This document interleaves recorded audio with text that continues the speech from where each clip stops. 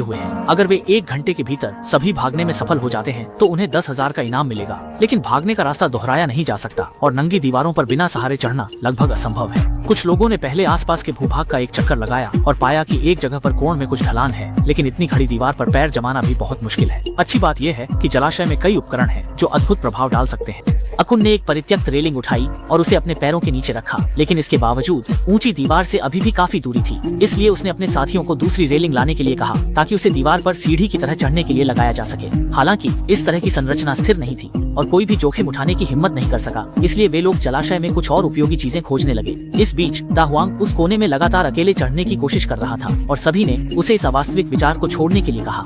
लेकिन दाहुआंग लगातार प्रयास करते हुए धीरे धीरे तकनीक को समझने लगा। वह स्पाइडरमैन की तरह दीवार पर चिपक गया और सभी की अविश्वसनीय नजरों के बीच दाहुआंग ने वास्तव में दीवार के किनारे को पकड़ लिया और अकेले ही सबसे पहले भागने में सफल हो गया। इस कारनामे ने उसके साथियों को पूरी तरह से चौंका दिया। टीम की मनोबल भी इससे काफी बढ़ गई। दाहुआंग से प्रेरित होकर आकुन ने भी हिम्मत जुटाई और रेलिंग का उपयोग करके चढ़ाई शुरू की। सौभाग्य से रेलिंग काफी मजबूत थी और वह भी सफलतापूर्वक जलाशय से भागने वाला दूसरा खिलाड़ी बन गया।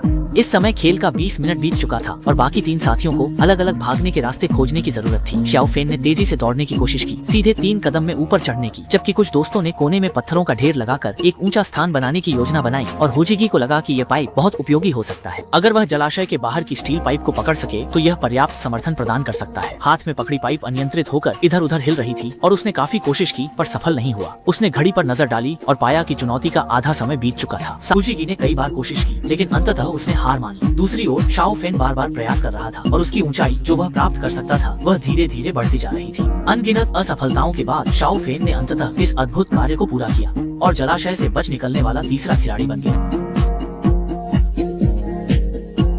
हुजीगी ने तालाब में उपकरण मिला। उसने पुराने जाल से नई योजना बनाई, जबकि टीम के साथी ने हुजीगी द्वारा छोड़ी योजना अपनाई, लेकिन पाइप न देख पाने से वह महसूस कर खोज रहा था। समय 1.8 की गति से बीत रहा था और साथी चिंतित थे। अंततः प्रयासों से मार्ग अनलॉक हुआ।